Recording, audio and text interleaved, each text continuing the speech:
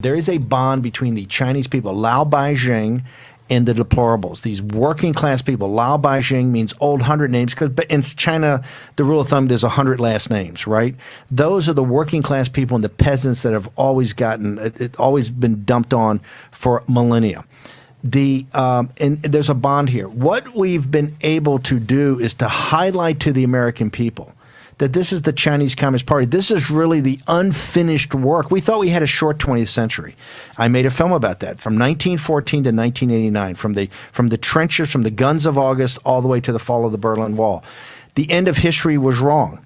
We now realize we have the unfinished business of the 20th century is what begins the 21st, and that is we have not taken down communism throughout the world. It's what Hegseth said in that magnificent connection between the young protesters in Hong Kong and the Solidarity movement.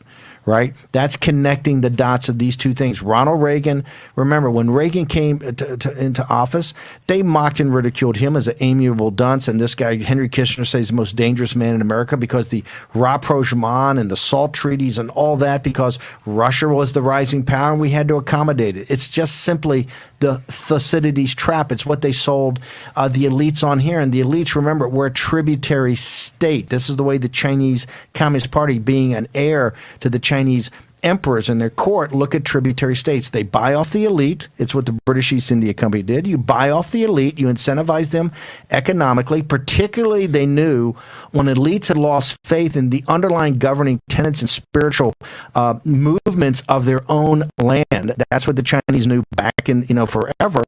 This is how the British knew it the same way.